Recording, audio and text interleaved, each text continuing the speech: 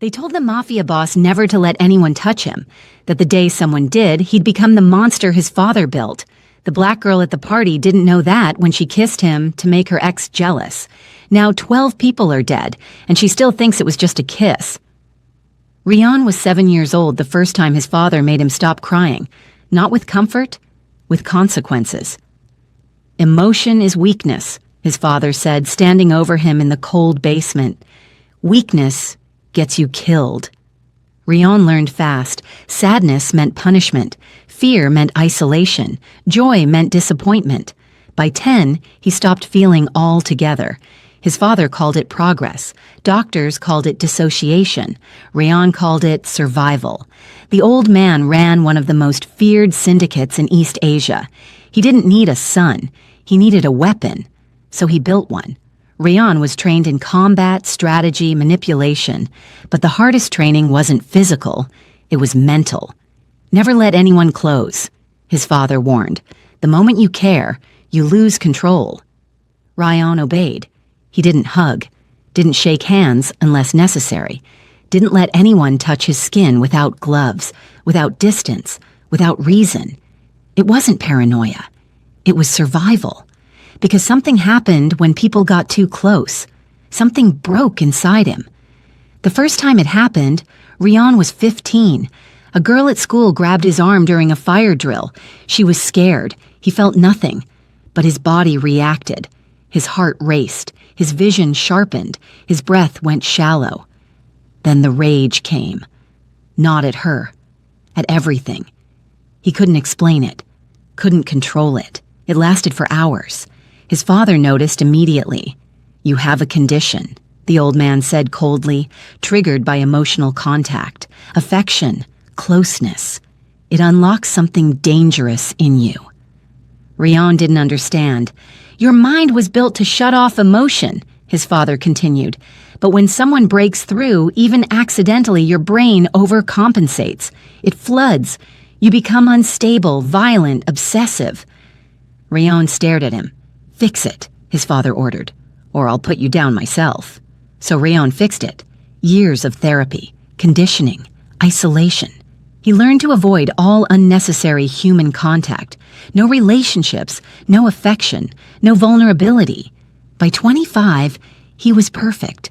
Cold, controlled, untouchable. His father died when Rian turned 28. He inherited the empire without hesitation. His men called him the Ghost. Not because he was invisible, because he felt like one. No anger, no joy, no fear, nothing.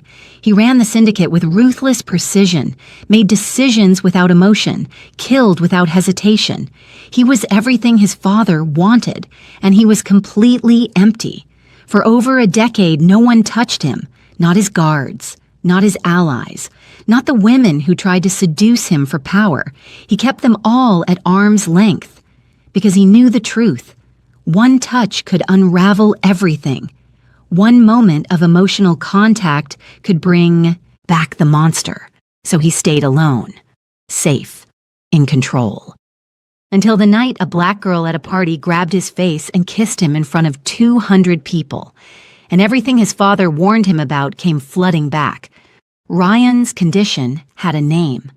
The therapists called it trauma-induced hyperattachment disorder with dissociative breaks. His father called it the switch. Rian called it hell. It worked like this. His brain learned to suppress everything, every feeling, every need, every human instinct. But suppression that extreme wasn't natural. It was forced, violent. So when something broke through, unexpected touch, emotional warmth, genuine affection, his mind couldn't process it. It flooded, like a dam exploding. Everything he'd buried for years came crashing out at once, and it never came gently. The symptoms hit in stages. Stage 1, hyper-awareness. He'd notice everything about the person who triggered him, their voice, their scent, the exact shade of their eyes. He couldn't stop analyzing them, couldn't look away. Stage 2, obsession. Not love, not attraction. Something darker. a need to know where they were every second, to keep them within reach, to monitor their safety like his life depended on it. Stage 3, protectiveness. Irrational, extreme, violent. Anyone who threatened them became an enemy. Logic disappeared, strategy failed, only instinct remained. Stage 4, rage. The worst part, uncontrollable, explosive, deadly. When the protectiveness couldn't be satisfied, the rage took over. He'd lose time, black out, wake up with blood on his hands. His father's solution was brutal. 2 years of isolation therapy, sensory deprivation, conditioning that felt like torture, no human contact, no affection, no warmth, nothing. "You will bury it," his father said, "or I'll bury you." Ryan buried it. When he emerged, the switch was so deep he thought it was gone forever. For 10 years, he lived like a machine. No relationships, no closeness, no skin-to-skin contact unless absolutely necessary. He built walls, routines, distance. His men thought he was just disciplined, professional, cold by choice. They didn't know he was one touch away from destruction. Ryan convinced himself he'd won, that the monster was dead, that he'd never feel again. He ran his empire with ruthless precision, made decisions without hesitation, killed without guilt. He was untouchable, safe, in control, until her, a stranger at a party, a girl who didn't know his name, a girl who kissed him because she was hurt and reckless and trying to prove something to someone else. She had no idea what she'd done, but Ryan felt it immediately. The second her lips touched his, something inside him cracked. Not broke, not yet, but cracked, like glass under pressure. He felt his heart rate spike, his senses sharpen, his focus narrow onto her face. And he knew. The switch was waking up. He left the party within minutes, didn't say a word, didn't explain, just disappeared into the night, hands shaking, breath uneven. His men followed in silence. They didn't ask questions. But Min Jun, his closest enforcer, noticed something. Ryan's jaw was clenched, his eyes unfocused, his movements too controlled, like he was forcing himself to stay calm. Min Jun had seen that look once before, years ago, before the isolation, before Ryan became the ghost. And it terrified him, because if the switch was back, no one was safe, not even Ryan himself. Ava Enkim didn't come to Seoul looking for danger. She came looking for herself. 24 years old, fashion design student, Nigerian-American with big dreams and a broken heart she was tired of carrying. Her ex, Deji, shattered her in ways she didn't expect. 3 years together. Promises. Plans. A future she believed in. Then she found out he was cheating. With her roommate. For 6 months. Everyone told her to stay in the States. To heal at home. But Ava didn't want to heal surrounded by pity and memories. She wanted to disappear, to rebuild, to prove she didn't need him or anyone else. So she applied to a fashion program in Seoul, got accepted, packed her life into 2 suitcases, and left. Seoul was nothing like home. The language, the food, the pace, everything moved fast. Everything felt foreign, but Ava loved it.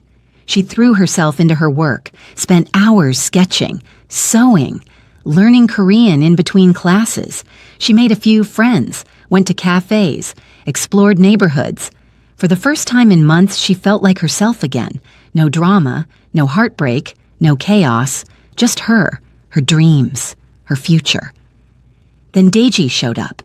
He texted her out of nowhere, said he was in Seoul for business, wanted to see her, to talk. Ava blocked him immediately, but 2 days later, he found her anyway. Walked right up to her outside campus with that same smug smile, that same arrogance. "You look good, Ava," he said, like nothing happened, like he didn't destroy her. She wanted to walk away, to ignore him, but he kept talking about how he missed her, how the other girl meant nothing, how he made a mistake. Ava's blood boiled. "You don't get to do this," she said quietly. "Do what?" "Show up. Act like you care, like I'm supposed to fall back into your arms." Deji laughed. "Come on, Ava. You know we're good together." That laugh, that entitlement, it made her sick. Her friend Hannah invited her to a party that weekend. High-class event, Hannah said. Rich people, fashion connections, you need to come. Ava almost said no, but then Hannah mentioned Deji would probably be there, with his co-workers, acting like he owned the city. Perfect, Ava said. I'm coming. She didn't go to network. She went to prove a point. She wore a black dress that hugged her curves, did her makeup flawless, hair perfect. She walked into that party looking like she didn't need anyone, and she didn't, until she saw Deji across the room, laughing, drinking, surrounded by people. He spotted her, smirked, raised his glass like he'd already won. Something inside Ava snapped. She was done being the girl who got hurt, the girl who walked away quietly, the girl who let him have the last word. Her eyes scanned the room. She needed someone, anyone, someone who looked powerful, untouchable, someone who would make Deji's smirk disappear. And then she saw him, tall, sharp suit, cold expression, standing alone near the corner like he didn't belong to anyone. He looked dangerous. Perfect. Ava didn't think. She walked straight toward him, heart pounding, adrenaline rushing. She didn't know his name, didn't care.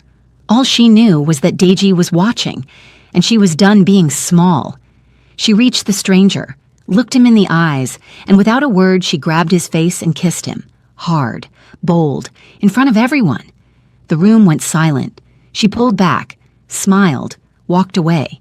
She didn't see the way the man froze, didn't see the way his hands trembled, didn't see the way his entire world just shattered.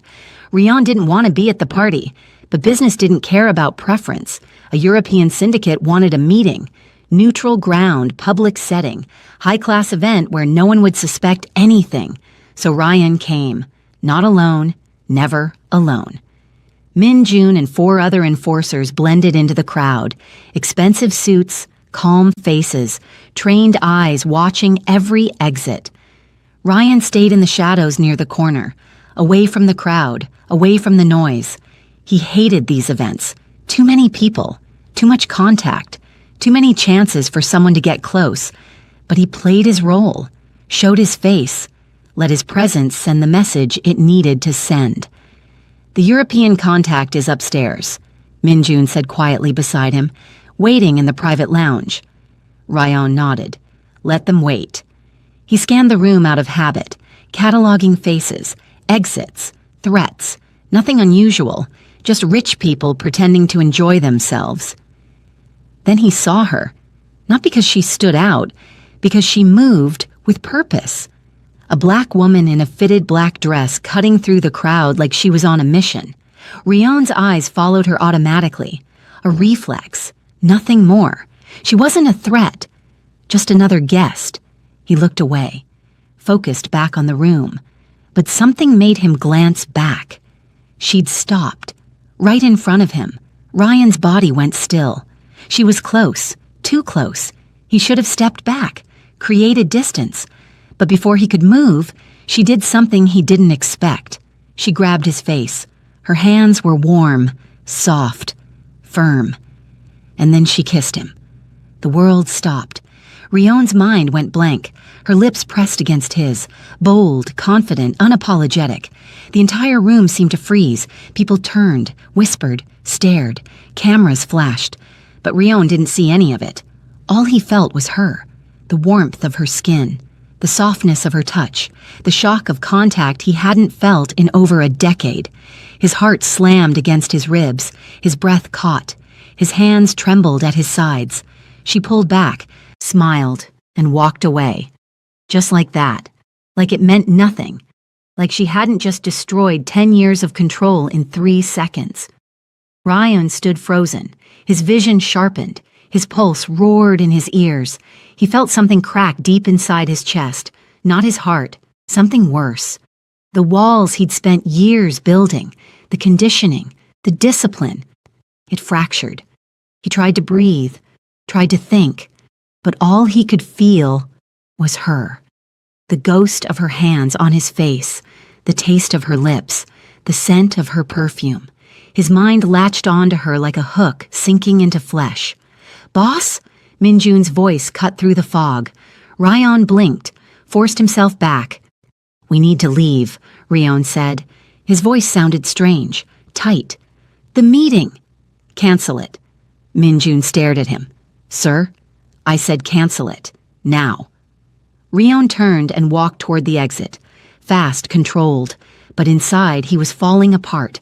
His hands wouldn't stop shaking. His chest felt too tight. His thoughts wouldn't stop replaying the kiss. Her face. Her eyes. The way she smiled before she walked away. He didn't even know her name, but his mind was already obsessed, already spiraling, already breaking. Minjun followed him to the car in silence. Ryan climbed into the back seat, slammed the door. He pressed his palms against his knees, tried to steady his breathing, but it didn't work. The switch had flipped. After 10 years of silence, it roared back to life, and the girl who triggered it had no idea what she'd just done. Across the room, Ava walked past Deji without looking at him. His smirk was gone. She felt victorious, free. She had no idea she'd just signed her own fate. Ryan made it to the car before the first symptom hit. His vision sharpened. Everything became too clear, too bright, too loud. He could hear Minjun's breathing in the front seat, the hum of the engine, the distant music from the party. His senses were overloading. "Drive," Ryan ordered. Minjun didn't ask questions. He drove. Ryan leaned back, closed his eyes, but closing them didn't help, because all he saw was her face, her eyes, the curve of her lips, the way she grabbed him without hesitation, without fear, like he was just a man, not a weapon, not a ghost, not untouchable, just a man. And that terrified him. His hands curled into fists. His heartbeat wouldn't slow down. He tried the breathing techniques his therapist taught him years ago. 4 counts in, hold, 4 counts out. It didn't work. Nothing worked, because this wasn't panic. This was the switch. Stage 1 had already started. Hyper-awareness. He remembered everything about her, the exact shade of her brown skin, the gold undertone that caught the light, the shape of her eyes, wide, confident, fearless, the scent of her perfume, something warm, sweet, unfamiliar, the softness of her hands against his face. He could still feel it, like her touch had burned itself into his skin. "Who was she?" Ryan asked suddenly. Minjun glanced at him in the rear-view mirror. "Sir? The woman, who is she? I don't know. Should I find out?" Ryan hesitated. Every instinct screamed yes. He needed to know, needed her name, her background, where she lived, why she kissed him. But asking meant admitting something was wrong, and Ryan couldn't afford that, not yet. "No," he said finally. "Leave it." Minjun nodded, but Ryan knew he was lying to himself. By the time they reached his penthouse, stage 2 had begun. Obsession. He couldn't stop thinking about her. He replayed the kiss in his mind, over and over, analyzed every detail, every second. Why did she do it? Was it a setup? A trap? No. Her eyes didn't lie. She wasn't calculating. She was impulsive, reckless, beautiful. Ryan poured himself a drink. Whiskey. Neat. He downed it in one gulp. It didn't help. His mind wouldn't shut off. He wanted to see her again. Needed to. Not because he cared. Because his brain was screaming at him that she was important. That he couldn't let her disappear. It was irrational. Dangerous. But the switch didn't care about logic. He tried to sleep. Couldn't. Every time he closed his eyes, he saw her walking away. Smiling. Free. Like she didn't just ruin him. His chest tightened. His breathing went shallow. He sat up, ran his hands through his hair. This was worse than he thought. By 3 a.m., Ryan gave in. He pulled out his phone. Texted Minjun. "Find her." The response came immediately. "Understood." Ryan set the phone down, stared at the ceiling. He knew what this meant. The switch was fully active now. The hyper-awareness, the obsession, the need to know everything about her. And soon the protectiveness would follow. Then the rage. He thought he'd buried this years ago, thought he was strong enough to control it. But one kiss shattered everything. One stranger broke 10 years of discipline. And the worst part? She had no idea. She probably went home, laughed with her friends, forgot about him entirely, while Ryan sat alone in the dark, unraveling. He clenched his jaw. This couldn't happen. He wouldn't let it. He'd find out who she was, make sure she stayed away, end this before it got worse. That's what he told himself. But deep down, Ryan knew the truth. It was already too late. The monster was awake, and it wanted her. Ryan didn't sleep that night. He sat in his penthouse, alone, staring at nothing. His body felt wrong. His heart raced for no reason. His hands wouldn't stop shaking. His skin felt too tight. He recognized the signs immediately. The switch wasn't just active, it was spreading. By morning, Min Jun had answers. He walked into Rion's office with a tablet, set it down carefully. Her name is Ava Nkem, Min Jun said. 24, Nigerian-American, fashion design student, been in Seoul for 4 months.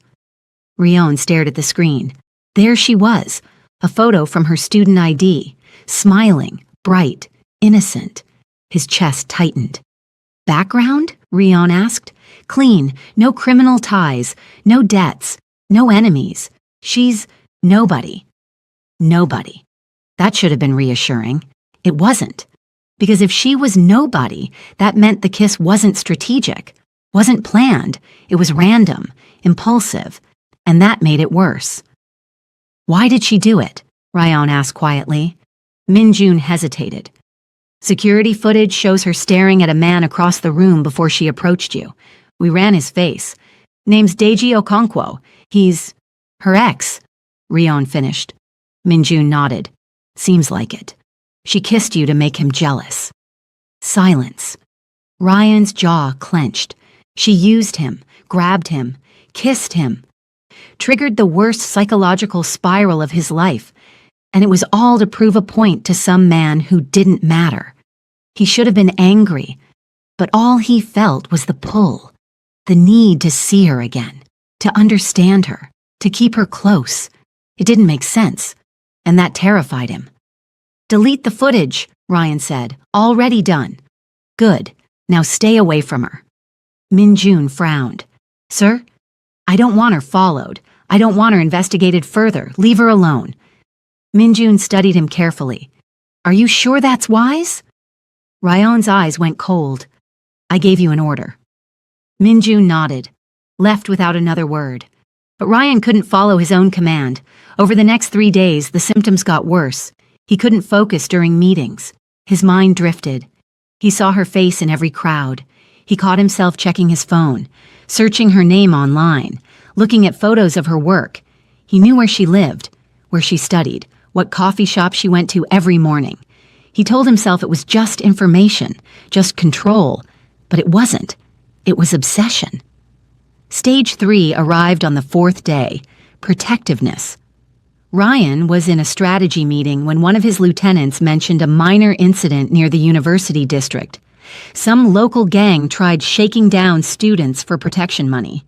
Ryan's entire body went rigid. Which university? The lieutenant blinked. Hongik. Why? That was her school. Ryan stood abruptly. Handle it. Sir, it's just low-level. I said handle it, now. The room went silent. Min Jun watched him carefully. Ryan left before anyone could ask questions. That night the gang was gone. Not arrested, not warned, gone. Ryan didn't remember giving the order, but his men knew better than to question him. By the end of the week, Ryan couldn't lie to himself anymore.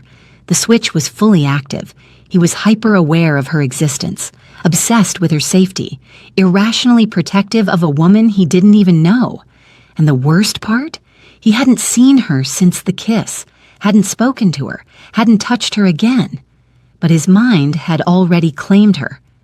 He stood at his window, staring out at the city. His reflection looked hollow, tired. He'd spent 10 years burying this, and one kiss brought it all back. Min Jun entered quietly. Boss, we have a problem. Ryan didn't turn. What? Word spreading. About the kiss. People saw. They're asking questions. Let them ask.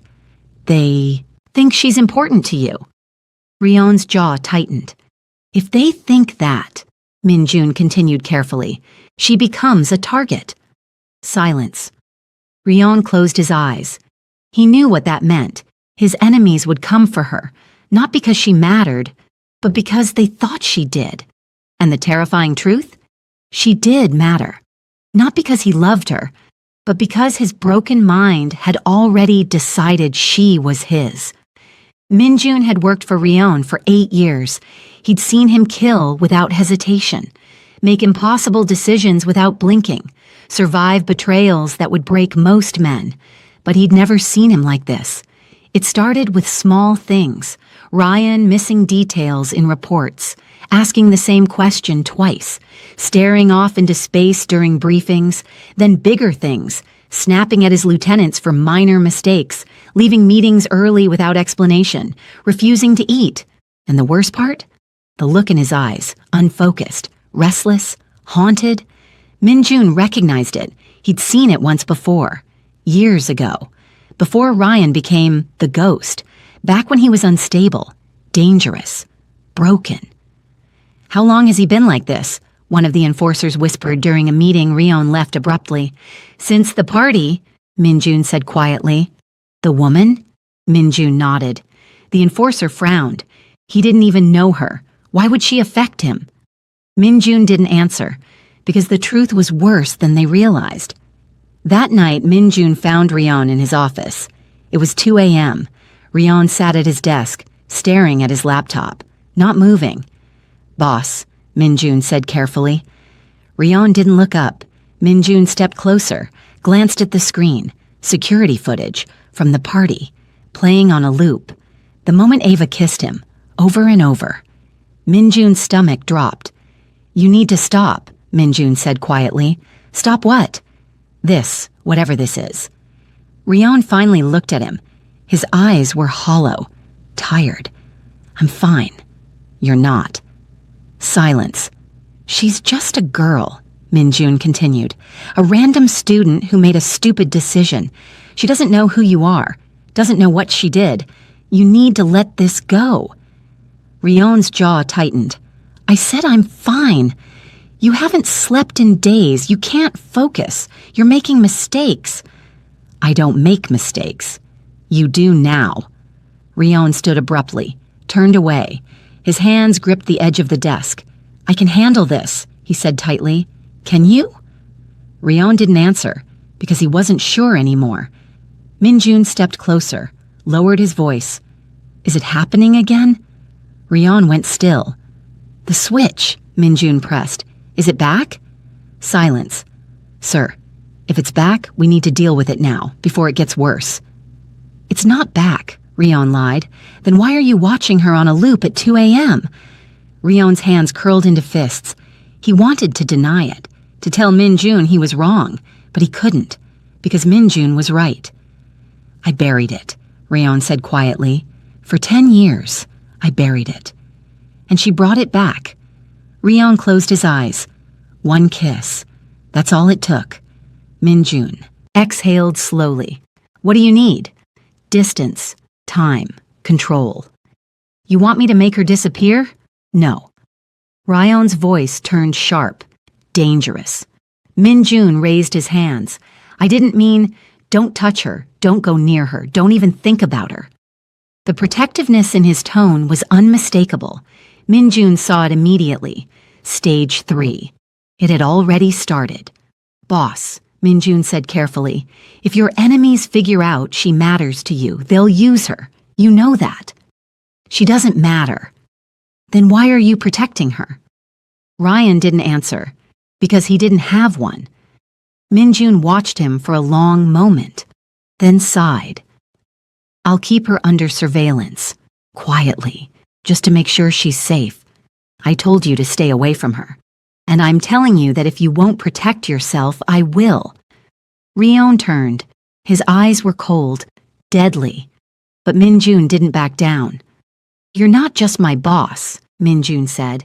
You're my friend, and I'm not letting you destroy yourself over a woman who doesn't even know your name."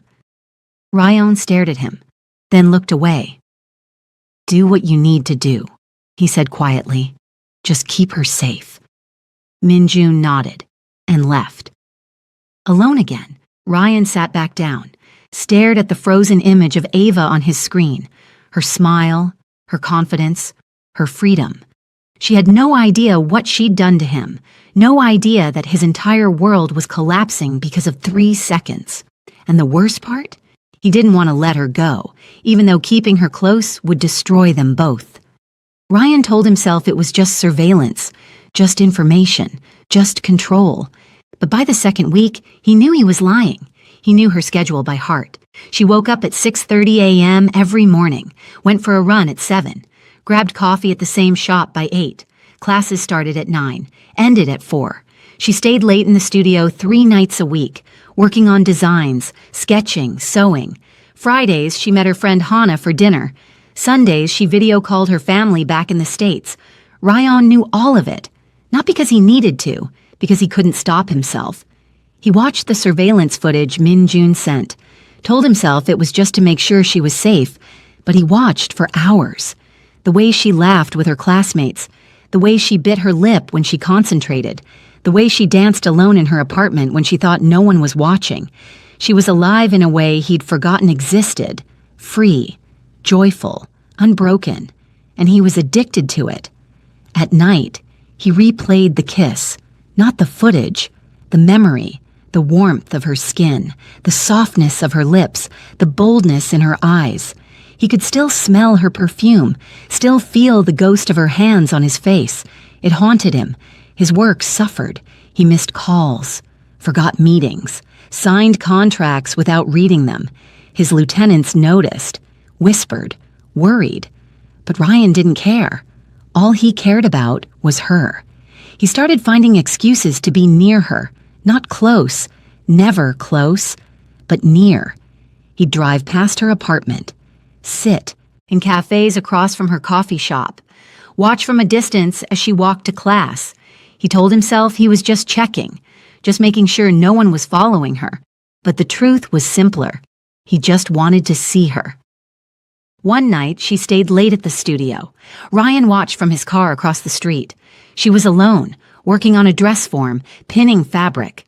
She looked tired, beautiful, focused. He wanted to go inside, to talk to her, to hear her voice. But he didn't, because he knew what would happen if he did. The switch would pull him deeper, and he was already drowning. Then she made a mistake. She grabbed her bag, locked the studio, started walking home, alone, at midnight, through empty streets. Ryan's chest tightened immediately. His pulse spiked. Stage 3 roared to life. He got out of the car, followed her from a distance. She didn't notice. Too distracted, earbuds in, head down. Ryan's eyes scanned every shadow, every alley, every person on the street. His hand moved to the gun under his jacket. Nothing happened. She made it home safely, but Ryan stood outside her building for 20 minutes, just watching, just making sure. When he finally got back to his penthouse, his hands were shaking, not from fear, from the realization of how far gone he already was. He didn't know her, hadn't spoken to her since the kiss, but his mind had already claimed her, already decided she was his responsibility, his priority, his. It wasn't love, it was the switch, a psychological imprint his broken brain couldn't erase. He poured himself a drink, downed it, poured another. He needed to stop this, needed to walk away before it got worse. But every time he tried, his mind screamed at him. She's not safe. She's vulnerable. She needs you. It was irrational, insane, but it felt real. Minjun called. "Boss, we have a problem." Ryan's blood went cold. What? Cameras picked up someone watching her apartment, not one of ours. Ryan's grip tightened on the phone. Who? We don't know yet. Could be nothing. Could be... Find out. Now. He hung up, stood, stared out at the city. His enemies were already circling. They'd seen the kiss. assumed she mattered, and now they were watching her, waiting for their chance. Ryan's jaw clenched. He told himself he'd let her go, that he'd stay away, but the moment someone threatened her, all of that disappeared.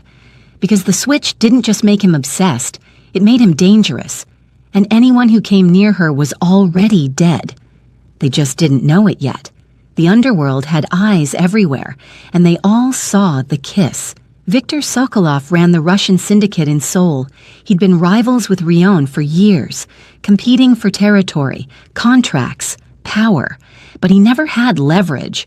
Rion was too careful, too disciplined, too cold, until now. Viktor sat in his office, watching the footage for the third time.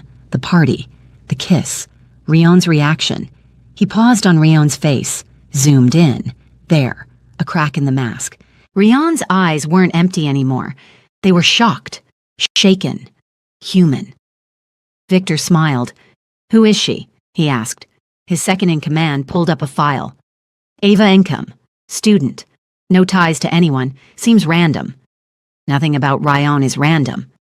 Viktor leaned back, studied the screen. "He's been untouchable for years," Viktor said slowly. "No attachments, no weaknesses, nothing we could exploit. And now? Now he has one." Word spread fast.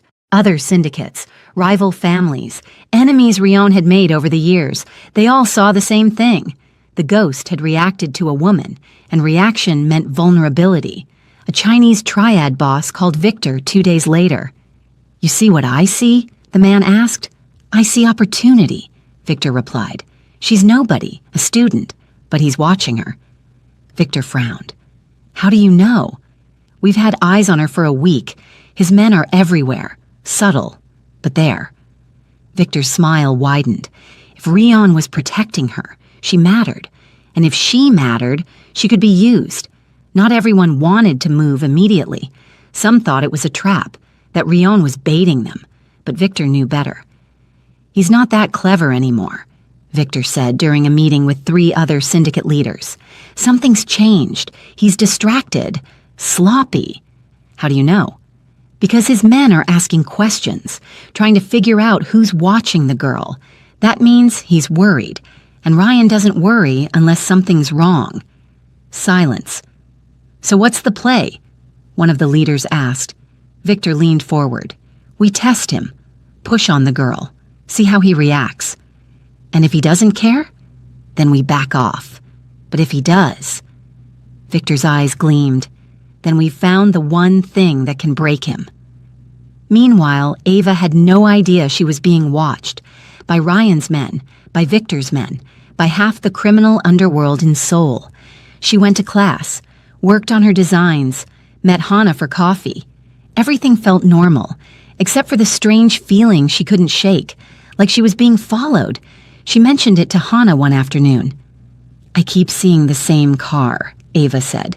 "Black sedan. It's been outside my building 3 times this week." Hana frowned. "You sure?" "I think so. Maybe I'm being paranoid." "Girl, this is Seoul. There are a million black sedans." Ava nodded, but the unease didn't go away. That night she noticed it again. The same car, parked across the street, tinted windows, engine off. Her stomach tightened. She hurried inside, locked the door, told herself she was overreacting. But deep down, she knew something was wrong. What she didn't know was that there were 2 cars. One belonged to Rion's men, watching, protecting. The other belonged to Viktor's men, studying, waiting. And in his penthouse, Rion got the report. 3 different groups have been spotted near her, Min-jun said. Russians, Chinese, and a local crew we don't recognize. Rion's expression didn't change, but his knuckles went white. "They're testing me," he said quietly. "What do you want to do?" Ryan was silent for a long moment. Then he stood. "Double her security. I want eyes on her 24/7. If anyone gets within 10 feet of her, I want to know immediately." Min-jun hesitated. "Boss, that's going to confirm what they suspect." "I don't care. If they know she matters..." "She doesn't matter," Rion snapped. But his voice betrayed him. Min-jun saw it, heard it. The protectiveness, the desperation. Ryon was already too far gone. And across the city, Victor received confirmation. He's protecting her. Heavy surveillance, round the clock. Victor laughed.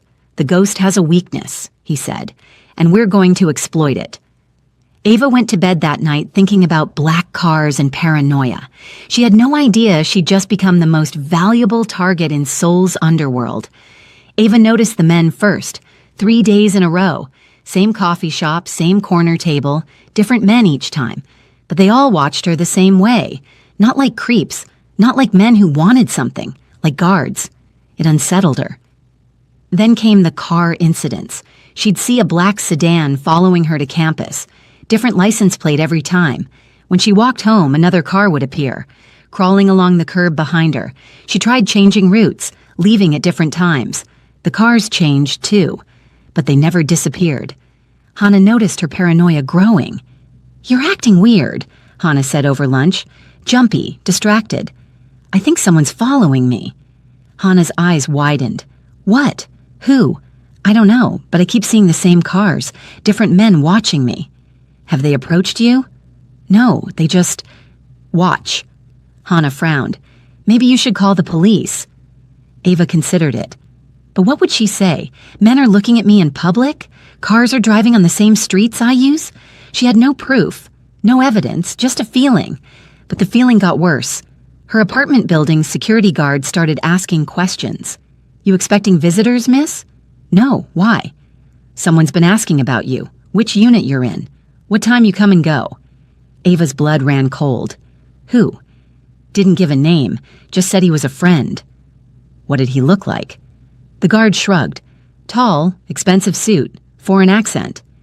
Ava didn't know anyone like that. She started locking her door twice, checking the windows before bed. Her classmates noticed her distraction. "Ava, you good?" one of them asked during a late studio session. "You've been spacing out." "I'm fine, just tired." But she wasn't fine. She felt like prey, like something invisible was circling her, and she had no idea why. Then things escalated. She came home one night to find her apartment door unlocked. She froze in the hallway, heart pounding. She knew she'd locked it. She always locked it. Slowly, she pushed the door open. Everything looked normal, nothing missing, nothing moved, but someone had been inside. She could feel it. Ava didn't sleep that night. She sat on her couch, lights on, phone in hand. Every sound made her jump. By morning, she was exhausted, terrified. She called Hana. "I need to stay with you for a few days." "What happened?" "Someone was in my apartment." "What? Did you call the police?" "No, I don't have proof, but I know someone was there." Hana didn't argue. "Pack a bag. Come now." What Ava didn't know was that 2 groups had entered her apartment that night. Ryon's men came first, swept for bugs, checked for threats, left no trace. Victor's men came second, planted a tracker in her bag, took photos of her space. Both groups missed each other by 11 minutes. Ryon found out within the hour. They were inside her apartment? His voice was dangerously calm. Min-jun nodded. "Russians. They didn't take anything, just looked around." "And where were our men?" "Watching the building. We didn't expect them to breach." Ryon's jaw clenched. "That's not good enough." "Boss, if we get more aggressive, everyone will know." "I don't care what they know." Ryon's eyes were cold, dark. "She's not safe. Fix it." Min-jun left immediately. Ryon stood alone in his office. His hands shook with suppressed rage. They'd been in her home, her private space, where she slept, where she felt safe, and he wasn't there to stop it. The protectiveness surged so violently it made his chest hurt. He wanted to go to her, to tell her the truth, to move her somewhere secure. But he couldn't, because seeing her again would make everything worse. The switch was already spiraling out of control. One conversation, one touch, and he'd never let her go. So instead, he did the only thing he could. He gave orders, quiet ones, deadly ones, Anyone who came near her apartment again wouldn't leave alive. And across the city, Ava packed a bag with trembling hands. She didn't understand what was happening, didn't know why her life suddenly felt dangerous. All she knew was that ever since that kiss, everything had changed, and she had no idea it was only going to get worse. The meeting was routine, territory disputes, payment schedules, standard business. Rion sat at the head of the table, 8 lieutenants around him. He should have been focused. He wasn't. His mind kept drifting. To Ava's apartment, the unlocked door, the fear she must have felt, to the men who violated her space, to the fact that she was staying with a friend now, scared, confused, because of him, because she kissed him. Boss? Rion blinked, looked up. One of his lieutenants was staring at him, waiting. I asked about the shipment, the man said carefully. Do we move forward or delay? Rion's jaw tightened. What shipment? Silence. The lieutenant exchanged glances with the others, the one we've been discussing for the past 10 minutes. Rion hadn't heard a word. Delay it, he said flatly. But sir, if we delay, we lose the window. I said delay it. The lieutenant nodded quickly, backed down. But the tension in the room thickened. Min Jun watched from the corner, concerned. This wasn't like Rion. He never lost focus, never missed details. But for the past 2 weeks, he'd been somewhere else entirely. The meeting continued. Rion tried to pay attention, tried to care. But then his phone buzzed, a message from one of his men watching Ava. She's moving again, different location, we're following. Rion's pulse spiked immediately. Why was she moving? Was she in danger? Did someone find her? His hand curled into a fist under the table. Boss, what do you think? Rion looked up sharply. About what? Another lieutenant. Another question he didn't hear. The alliance with the Japanese group, the man repeated slowly. Do we accept their terms? Rion stared at him blankly. He had no idea what terms they were talking about. We'll revisit it later, Rion said, but they need an answer by tonight. I said later. The room went silent. One of the younger lieutenants made a mistake. He muttered under his breath, barely audible. What's wrong with him? Rion heard it. His head snapped toward the man, eyes cold, deadly. What did you say? The lieutenant went pale. Nothing, sir, Stand up. The man hesitated, then stood. Rion rose slowly, walked around the table. Everyone else froze. You think I'm distracted? Rion's voice was dangerously calm. No, sir, I didn't mean... You think I'm weak? No, I swear. Rion grabbed him by the throat, slammed him against the wall. The impact cracked the plaster. The room erupted. Men stood, shouted, reached for weapons. But Min Jun raised a hand. Stop them. Everyone sit down, Min Jun ordered. Now. They obeyed, slowly. Rion's grip tightened. The lieutenant clawed at his hand, gasping, choking. Rion's vision tunneled. His mind screamed. Threat, disrespect, eliminate. It wasn't rational, wasn't proportional. It was the switch.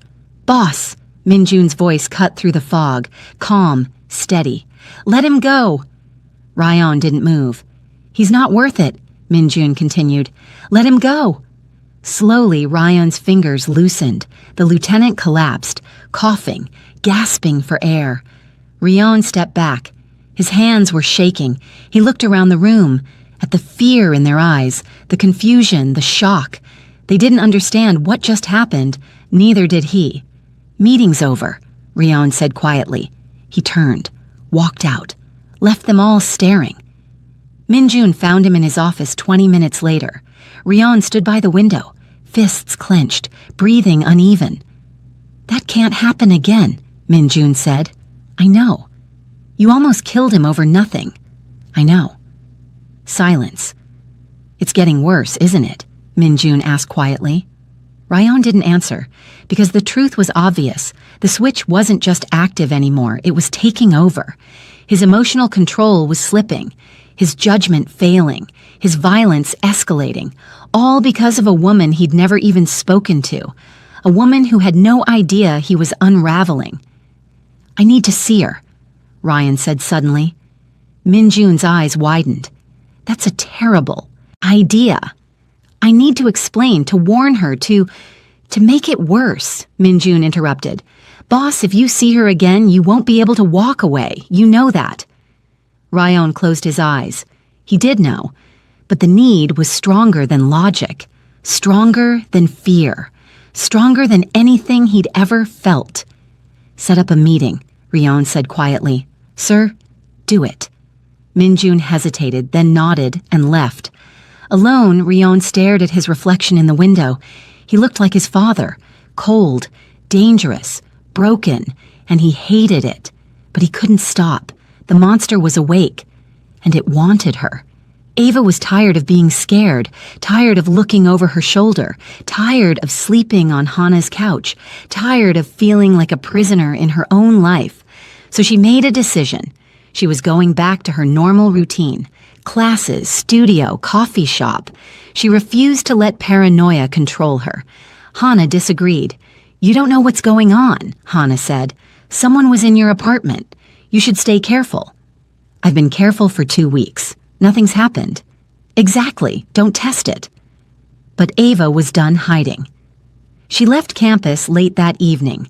The studio session ran long. By the time she finished, it was past 10 p.m. The streets were quiet. Fewer people, dimmer lights. She texted Hana she was on her way and headed toward the subway station. She didn't notice the car following her, or the 2 men who got out 3 blocks away.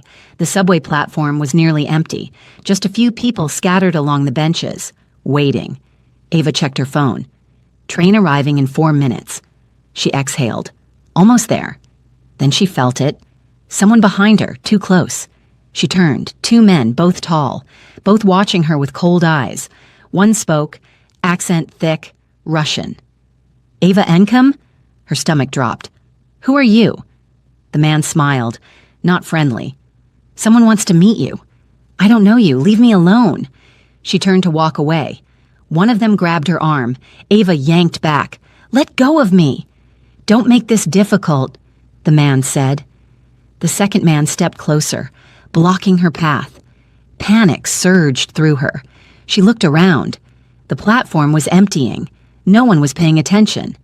Help, she shouted. One man covered her mouth. She bit down hard. He cursed, pulled back. Then everything happened fast. A third man appeared, not Russian, Asian, dressed in black. He moved like lightning, grabbed the first Russian by the neck, slammed him into the ground. The second Russian reached for a weapon. The man in black was faster. A single strike.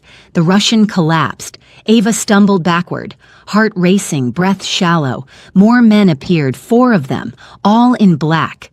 They surrounded her, not threatening, protecting. One stepped forward, older, calm. You're safe, he said in perfect English. Come with us. Who are you? Friends. I don't have friends who do that. She gestured at the unconscious Russians. The man's expression didn't change. You do now.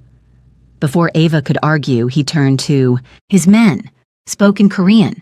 They moved immediately, dragging the Russians away, erasing evidence. It took less than 2 minutes, like they'd done it 1,000 times. You need to come with us, the man said again. It's not safe here. I'm not going anywhere with you. Then they'll come back, with more men, and we won't always be here to stop them. Ava's throat tightened. Why are they after me? What do they want? The man hesitated. That's not my question to answer. Then whose is it? Silence. Please, the man said quietly. Come with us. Someone needs to explain. Ava's mind raced. These men just saved her life. But they were clearly dangerous, and whoever sent them knew she was in danger before she did. Who sent you? She demanded. The man met her eyes. The man you kissed at the party. Ava's breath caught. The stranger? The one she grabbed on impulse? The one she hadn't thought about since? Why does he care? She whispered. Because you made him care, and now you're in danger because of it. Ava felt the ground tilt beneath her. This wasn't random, wasn't coincidence.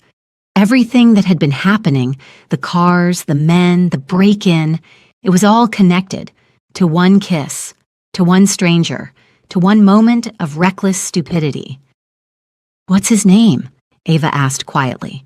The man paused, then answered, "Rion." The name meant nothing to her, but the weight in the man's voice told her everything. Whoever Ryan was, he was dangerous, and she'd just dragged herself into his world without even knowing it. "Take me to him," Ava said. The man nodded, and within minutes she was in the back of a black car, heading toward answers she wasn't sure she wanted. The car drove in silence. Ava sat in the back, hands folded, mind racing.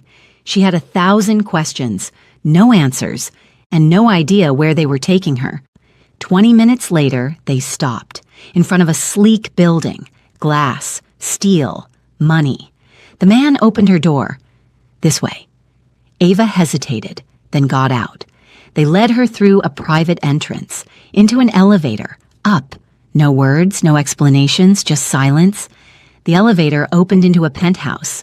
Minimalist, cold, expensive, floor-to-ceiling windows overlooking the city, and standing by those windows was him, Ryan.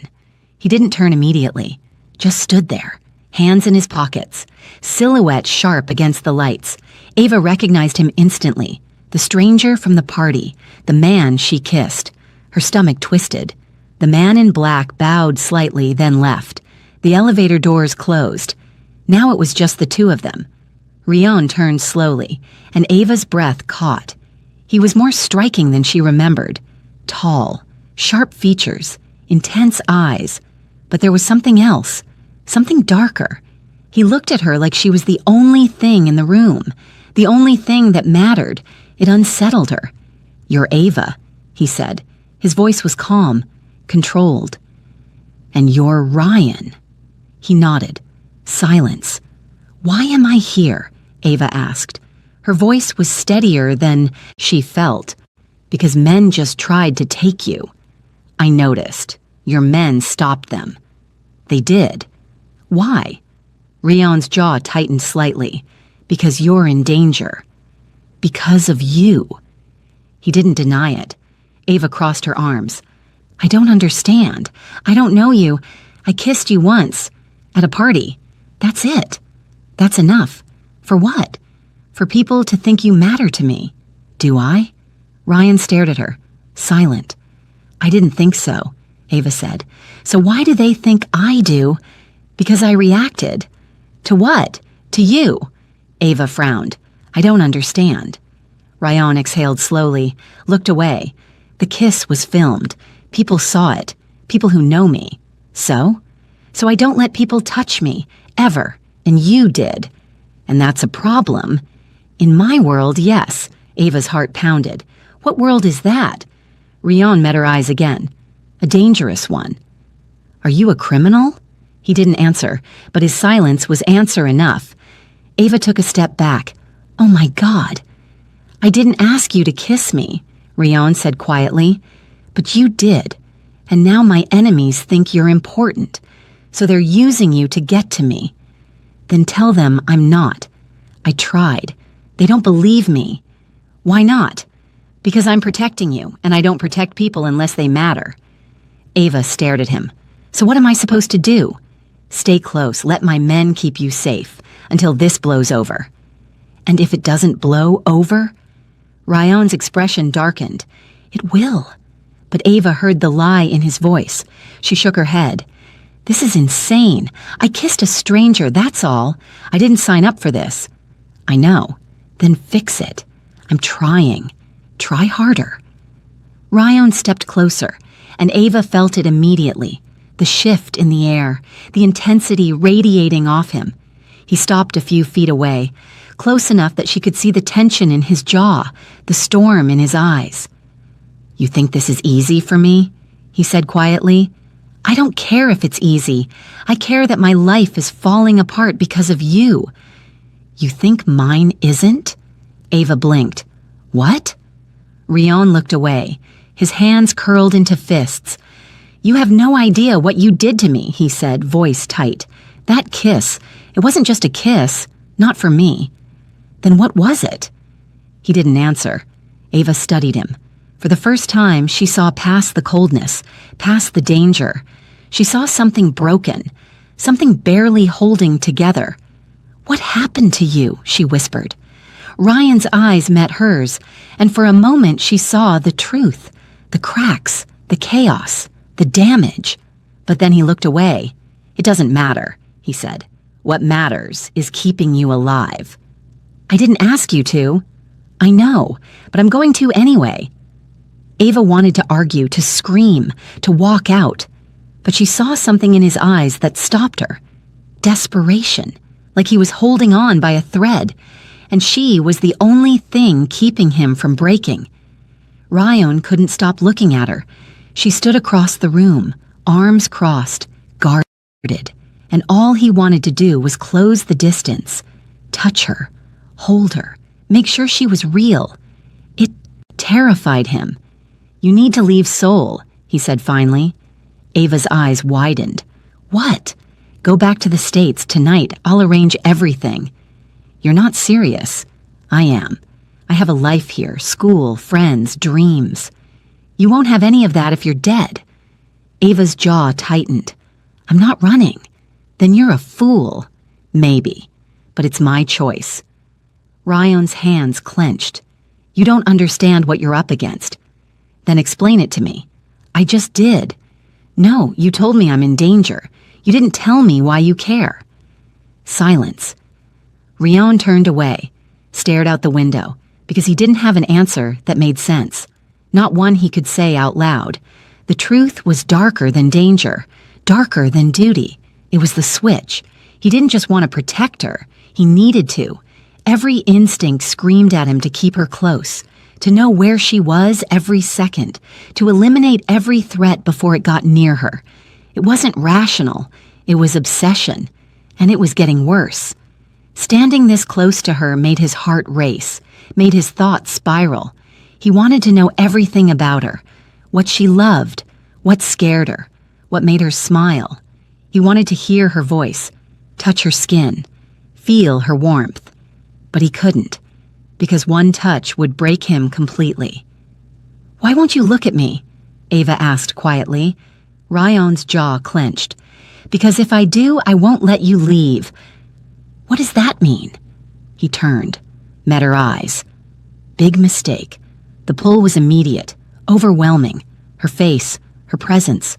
The way she looked at him like he was just a man, not a monster, not a weapon, just a man, and it wrecked him. "You need to go," he said, voice tight. "You just said I can't leave Seoul."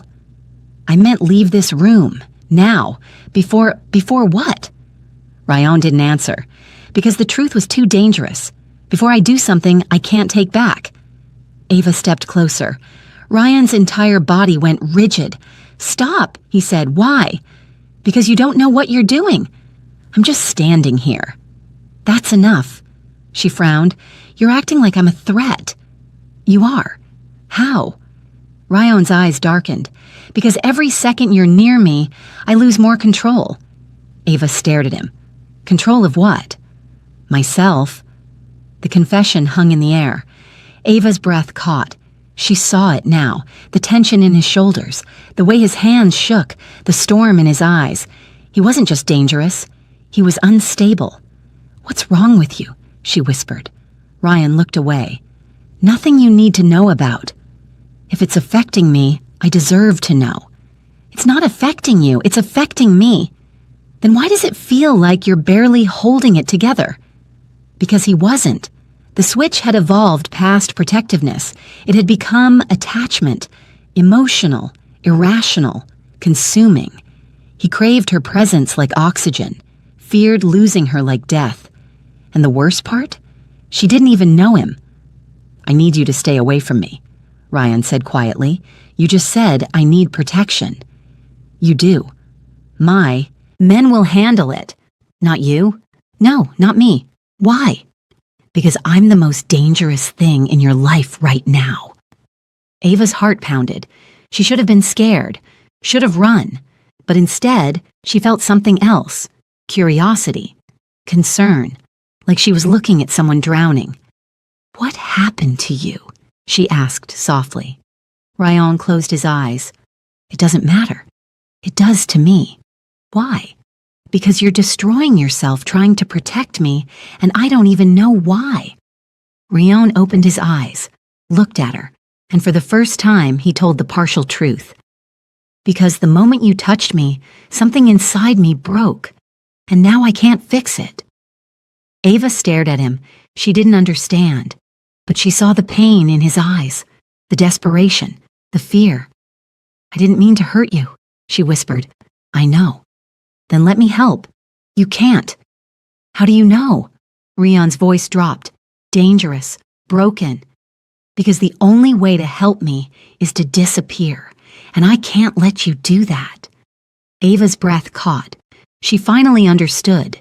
He wasn't just protecting her. He was trapped by something she couldn't see, something she didn't cause, but something she'd awakened, and now neither of them could escape. Ava left the penthouse that night with more questions than answers. Ryan's men drove her back to Hannah's apartment. She didn't sleep, just replayed his words. Something inside me broke, and now I can't fix it. What did that mean? The next morning she went to class, tried to focus, tried to pretend everything was normal, but she felt the weight of eyes on her, Ryan's men, watching from a distance. She hated it, hated feeling like a prisoner. After class, she made a decision. She texted Hannah, "Need some air, going for a walk, be back soon." She slipped out the side exit before Ryan's men could follow. Just 10 minutes. That's all she needed. 10 minutes to feel free. She made it 5. The van came out of nowhere, screeched to a stop beside her. Doors flew open. 3 men jumped out. Ava screamed, tried to run. One grabbed her from behind, hand over her mouth. She bit down, kicked, fought. But they were too strong. They dragged her into the van, threw her onto the floor. Doors slammed shut. The van sped off. Ava's heart pounded. Panic flooded her veins. She tried to sit up. One of the men shoved her back down. "Stay quiet," he said in broken English, "or we hurt you." Ava's breath came in shallow gasps. This was real. This was happening. They drove for 20 minutes, then stopped, dragged her out. She was in a warehouse, empty, cold, dark. They tied her to a chair, hands behind her back. She didn't cry, didn't beg, just stared at them with fury in her eyes. One man made a phone call, spoke in Russian, then turned to her. "Your boyfriend will come for you," he said with a sick smile. "He's not my boyfriend. He will come anyway, and when he does, we kill him." Ava's stomach dropped. "I don't even know him," she said desperately. "Doesn't matter. He knows. You, and that's enough." Meanwhile, across the city, Ryan was in a meeting. His phone buzzed, a message from Min Jun. "She's gone." Ryan's blood went cold. He stood abruptly, left the room without a word, called Min Jun immediately. "What do you mean, gone?" "She left through the side exit. We lost her. Find her, now." "We're trying. Cameras show a van." Ryan didn't hear the rest. His vision tunneled. His chest tightened. His hands started shaking. She was taken. Someone had her, and he wasn't there. The switch didn't just activate, it exploded. Rage flooded his system, blinding, violent. His mind fractured into a single thought: get her back. Nothing else mattered. Not business, not strategy, not his own safety, just her. "Who took her?" Ryan's voice was deadly calm. "We're working on it. Find out in the next 10 minutes or I start killing people." Min Jun had never heard that tone before. Cold, empty, lethal. "Understood," he said quietly. Ryan ended the call. His entire body vibrated with suppressed violence. He couldn't think straight, couldn't breathe right. All he saw was her, alone, scared, hurt, and it was his fault. The psychological spiral began immediately. Panic, rage, desperation. His mind screamed at him. "You let her leave. You failed. She's going to die because of you." He slammed his fist into the wall. Once, twice, 3 times. Blood smeared the concrete. He didn't feel it. Min Jun burst into the room. Russians, Victor's crew, warehouse in Gangnam. Ryan's eyes went black. How many men? At least 12. Get everyone, now. Boss, we should plan. I don't care about a plan. I want her back, and I want everyone who touched her dead. Min-jun saw it, the trigger state at its worst. Rion wasn't thinking, wasn't calculating. He was pure instinct, pure rage, completely unhinged. We leave in 5 minutes, Rion said. He grabbed a gun, checked the clip. His hands were steady now, not from calm, from focus, singular, deadly. Min-jun gathered 15 men, armed, ready. They moved fast, but not as fast as Rion's spiraling mind. In the van, Rion sat in silence, his jaw clenched, his eyes empty. He wasn't there anymore. He was somewhere darker, somewhere violent, somewhere his father had built. And when they arrived at the warehouse, Ryan didn't wait for strategy, didn't wait for backup. He just walked straight through the front door, gun raised, eyes cold, mind shattered. Because Ava was inside, and anyone standing between him and her was already dead. They just didn't know it yet. The first man didn't even see Ryan coming. One shot, center mass, down. The second man turned. Too slow. Ryan put 2 bullets in him before he could raise his weapon. Alarms blared, shouting erupted. Ryan didn't stop. He moved through the warehouse like death itself, methodical, unstoppable, silent. 3 men came around the corner. Ryan didn't hesitate, shot the first, disarmed the second, broke his neck with his bare hands. The third tried to run. Ryan shot him in the back. His men followed behind him, shocked. They'd seen Ryan kill before, but never like this, never this brutal, this efficient, this cold. He wasn't calculating anymore. He was hunting. Inside the warehouse, Ava heard the gunfire. Her heart pounded. The Russians around her panicked. "He's here," one of them hissed. "How many men?" "I don't know. He's cutting through us like—" Another gunshot, closer. The man's radio went silent. Ava's breath came fast. She didn't know if she should be relieved or terrified. Someone was coming for her, but the violence was unlike anything she'd imagined. 2 Russians stayed with her, guns drawn. "If he comes through that door, we kill her," one said in Russian. Ava didn't understand the words, but she understood the tone. The door exploded open. Ryan stepped through. Blood splattered across his shirt, his face, his hands, none of it his. The 2 Russians aimed at Ava. "Stop or she dies." Ryan's eyes locked onto Ava. She looked terrified, tied to a chair, unharmed. Relief crashed through him so violently he almost staggered. Then his gaze shifted to the men. Guns pointed at her head, and something inside him snapped completely. He moved faster than thought. Shot the first man through the skull before he could react. The second man fired, missed. Ryan was already on him, grabbed his wrist, twisted, bone cracked. The man screamed. Ryan didn't stop. He slammed the man's head into the concrete floor, once, twice, 3 times, until he stopped moving. Silence. Ryan stood over the body, breathing hard. Blood dripped from his hands. His eyes were wild, unfocused. "Ryan." Ava's voice cut through the haze. He turned, looked at her like he'd forgotten she was there. Then his expression cracked. He crossed the room in 3 strides, dropped to his knees in front of her. His hands shook as he untied the ropes. "Are you hurt?" His voice was raw, desperate. "No, I'm okay." "Did they touch you?" "No." "Did they hurt you?" "Ryan, I'm fine." But he wasn't listening. He pulled the ropes off, checked her wrists, her arms, her face, looking for injuries that weren't there. His hands trembled violently. "Ryan, stop!" Ava grabbed his face, forced him to look at her. "I'm okay." He stared at her, and she saw it. The cracks, the chaos, the complete psychological breakdown. He wasn't okay, not even close. "I thought—" His voice broke. "I thought I lost you." "You didn't. I should have been there. I should have—" "Stop." But he couldn't. The fear, the rage, the desperation.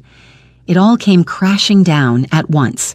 He pulled her into his arms, held her so tightly she could barely breathe. His whole body shook. Ava froze. This wasn't the cold, controlled man from the penthouse. This was someone shattered, someone breaking in real time. "I can't lose you," he whispered against her hair. "I can't." Ava's throat tightened. She didn't understand, but she felt it. The desperation, the fear, the intensity. It wasn't normal, it wasn't healthy, it was obsession. Minjun appeared in the doorway, saw Ryan on his knees, holding Ava, trembling. His expression darkened. This was worse than he thought. "Boss," Minjun said quietly, "we need to go." Ryan didn't move. "Boss?" Slowly, Ryan pulled back, looked at Ava one more time, then stood. His expression went cold again, empty, like he'd flipped a switch. But Ava saw the truth. The coldness was a mask. Underneath, he was falling apart. Ryan helped her to her feet, didn't let go of her hand, led her out of the warehouse, past the bodies, past the blood, past the destruction. Ava's legs shook. She'd never seen violence like this, never seen someone kill with such precision, such rage, and it was all for her. In the car, Ryan sat beside her, silent, staring at nothing. His hand still gripped hers, like if he let go, she'd disappear. Ava looked at him, at the blood on his clothes, the emptiness in his eyes, and she realized something terrifying. He wasn't protecting her out of duty. He was protecting her because he couldn't stop himself, because something inside him was broken, and she was the only thing holding it together. Ryan took her back to the penthouse, not to Hannah's apartment, not to her place. His. Ava didn't argue. She was too shaken, too exhausted. He led her inside, sat her on the couch. "I'll get you water," he said quietly. She nodded, watched him walk away. His movements were stiff, controlled, like he was forcing himself to stay calm. He returned with water, bandages, antiseptic. "You said you weren't hurt," he said. "I'm not." "Your wrists are red, from the ropes." He knelt in front of her, took her hand gently, started cleaning the marks.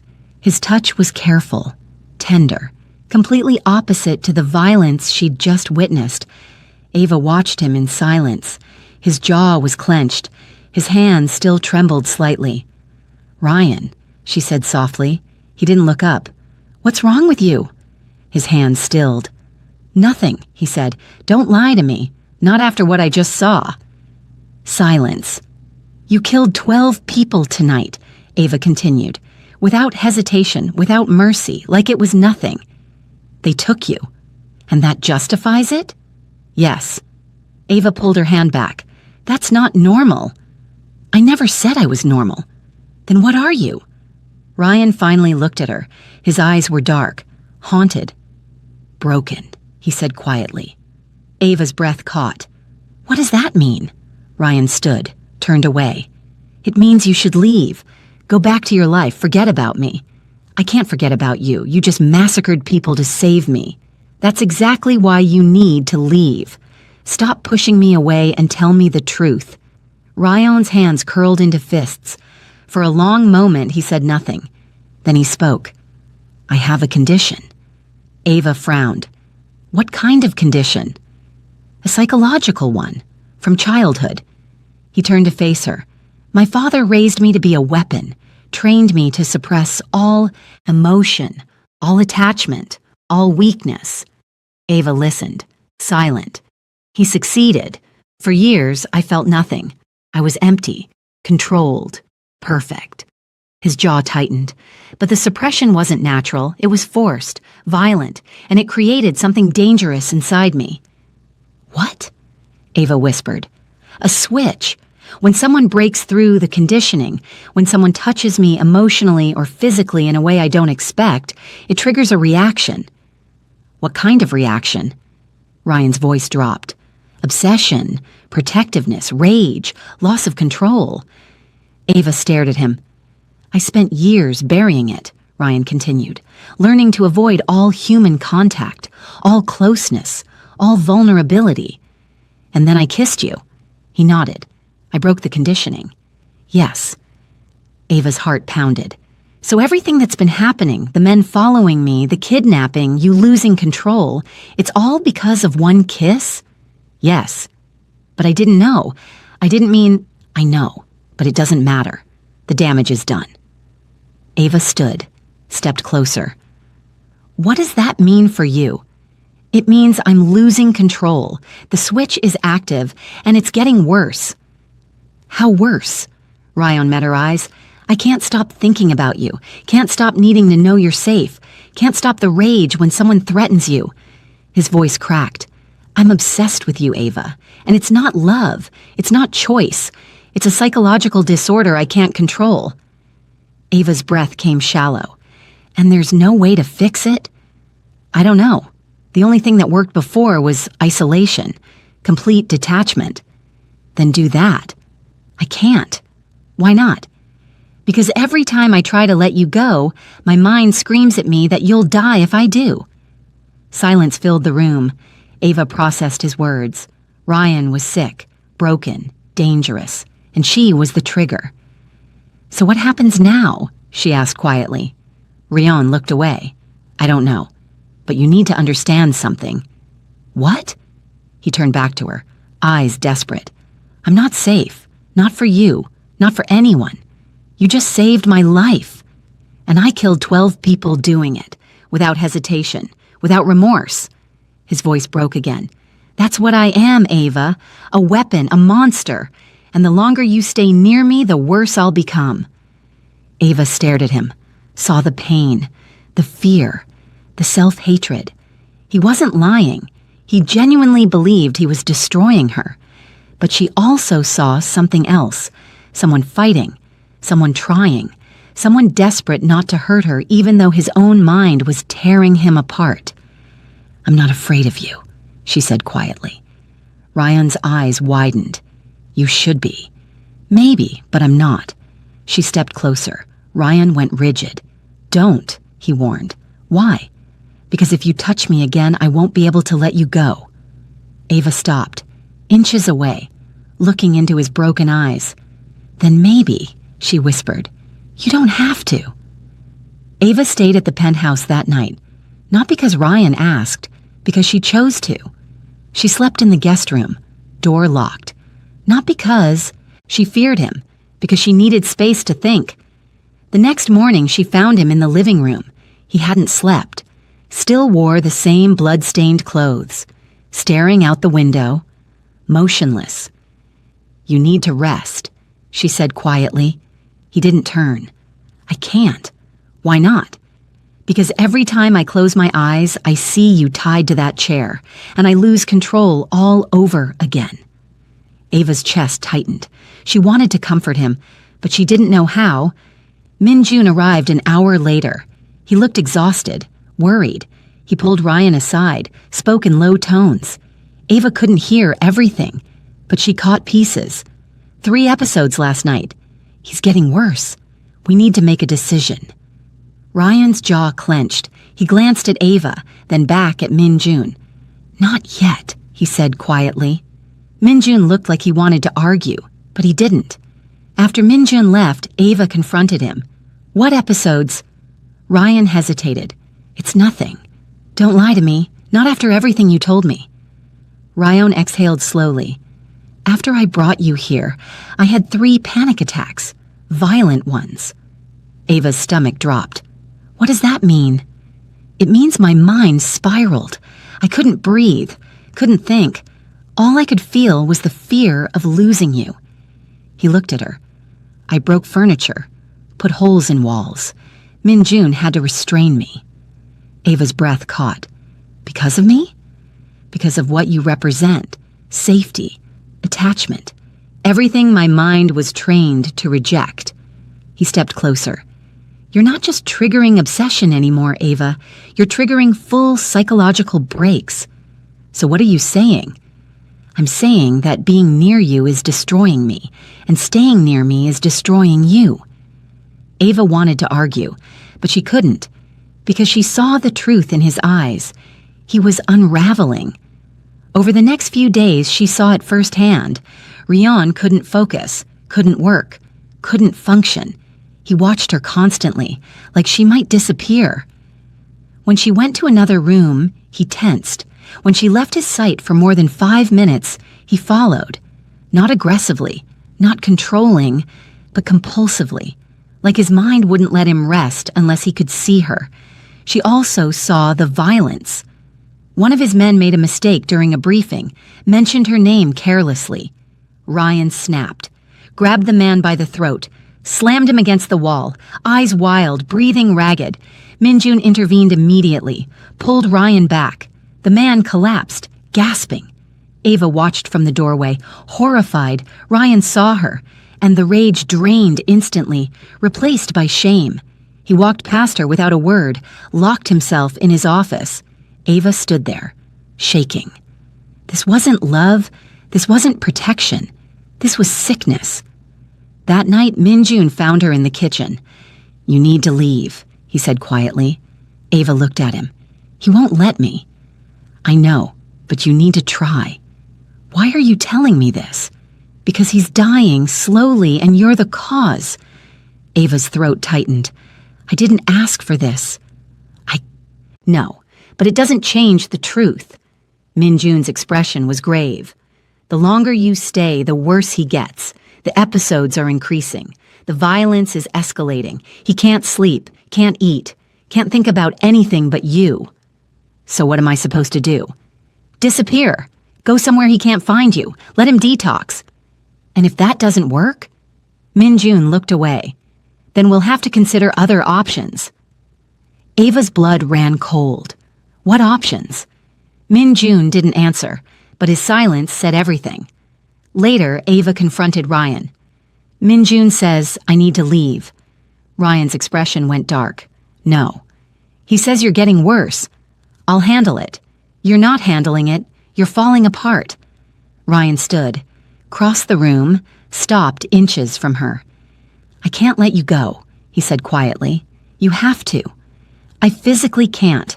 My mind won't let me." "Then we're both trapped." Ryan closed his eyes.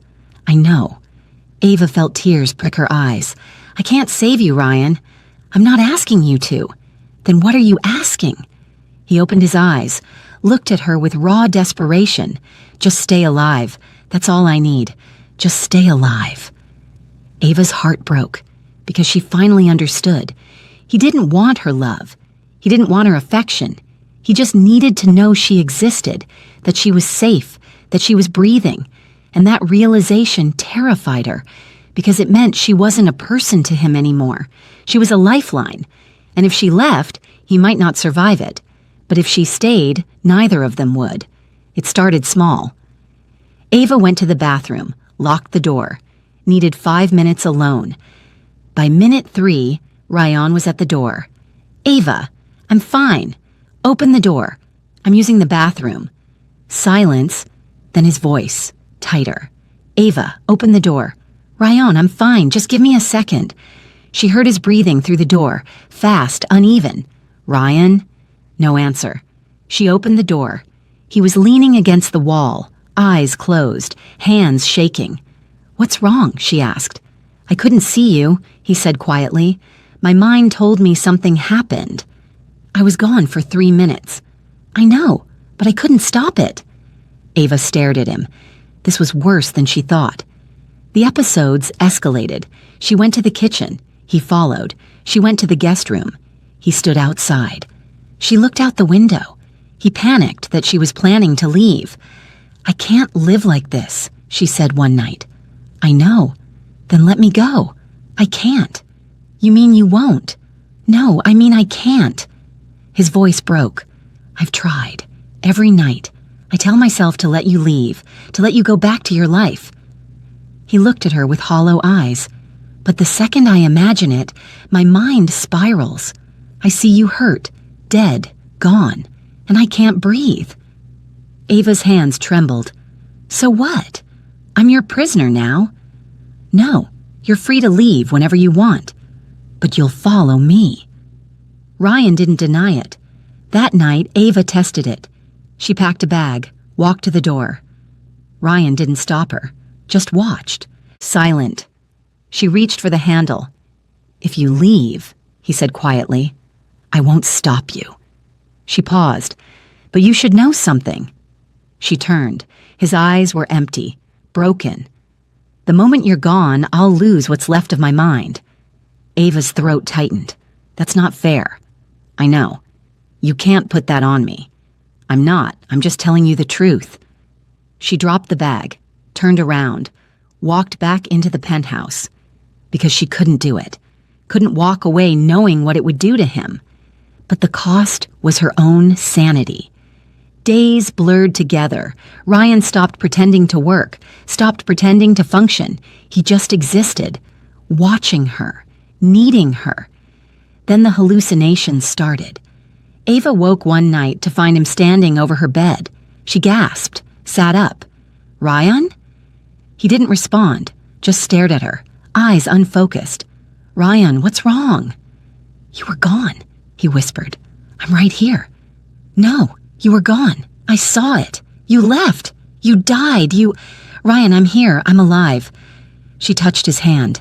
He flinched, then gripped hers desperately. "You're real," he breathed. "Yes. You're here. Yes." He sank to his knees beside the bed, head in his hands. "I'm losing my mind," he whispered. Ava's heart shattered. She'd never seen someone break like this. Slowly, painfully, completely. Minjun called a meeting the next day, with Ava, without Ryan. "He's having psychotic breaks," Minjun said bluntly. "Hallucinations, paranoia, violent outbursts. I know. It's going to get worse. What do you want me to do?" Minjun looked at her seriously. "There's a facility in Switzerland, specializes in trauma cases like his. You want to lock him up?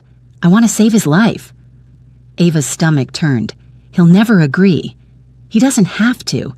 We can commit him involuntarily." "That's insane." "So is what's happening now." Ava stood, paced. "There has to be another way." "There isn't. I've watched him for 8 years. I've never seen him like this."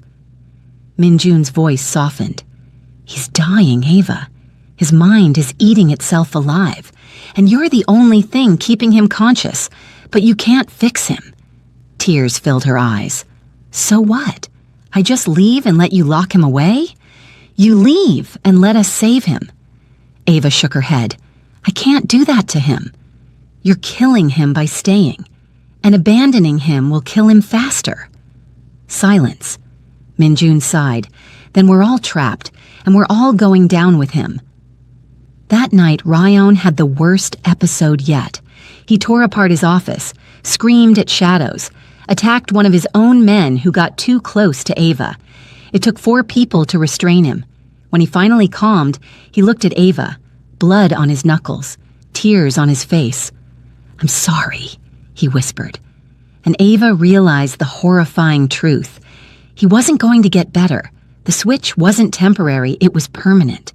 And she was watching him destroy himself, one day at a time. Ryan made the decision before dawn, while Ava slept. He couldn't do this anymore. Couldn't watch himself become the monster his father created. Couldn't watch her suffer because of him. He sat in his office, alone, wrote a letter, sealed it, left it on the table beside her bed. Then he left. Ava woke to silence. The penthouse felt empty. She knew immediately. He was gone. She found the letter. Hands shaking, she opened it. "Ava, by the time you read this, I'll be gone. Not dead, just far away. Somewhere I can't hurt you anymore. I'm checking into the facility in Switzerland, the one Min Jun mentioned. I don't know if it will work. I don't know if I can be fixed. But I know I can't keep doing this to you. You didn't ask for any of this. You were just a girl at a party trying to prove something to an ex who didn't deserve you. And I turned your life into a nightmare. I'm sorry. I'm sorry I couldn't let you go sooner. I'm sorry my broken mind made you a prisoner. I'm sorry for everything. You're free now. My men won't follow you. No one will bother you. Victor and the others have been dealt with. You're safe. Live your life. Finish school. Chase your dreams. Forget about me. I'll spend the rest of mine trying to forget about you, but I know I never will." Ryan Ava's hands trembled. Tears blurred her vision. She should have felt relief, freedom, but all she felt was emptiness. She called Min Jun immediately.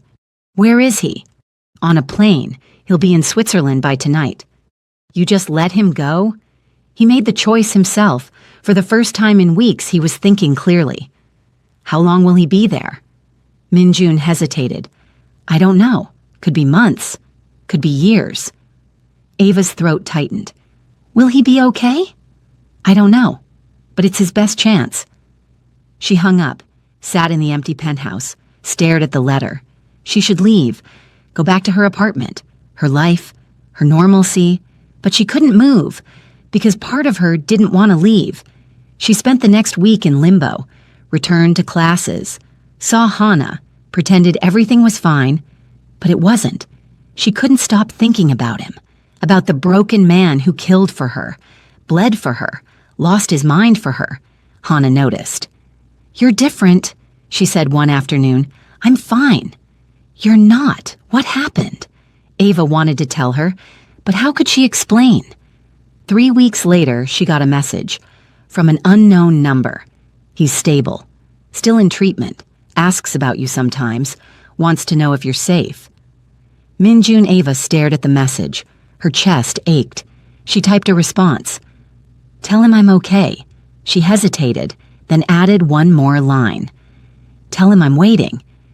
She didn't know why she said it, didn't know if she meant it, but it felt true. Months passed. Ava finished her semester, started designing again, rebuilt her life piece by piece, but she never forgot him. And in Switzerland, Rion worked.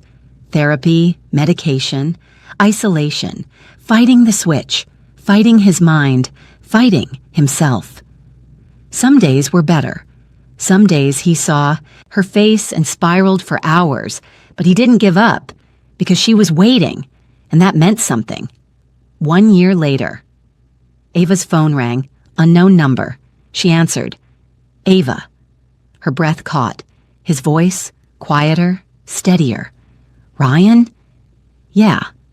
Silence. Silence. Are you okay? She asked. I'm better. Not fixed, but better. Where are you? Still in Switzerland, but I'm being released next month. Her heart pounded. And then? I don't know. I'm not the same person I was. Neither am I. More silence. I don't expect anything from you, Rion said quietly. I just wanted to hear your voice, to know you're really okay. I am.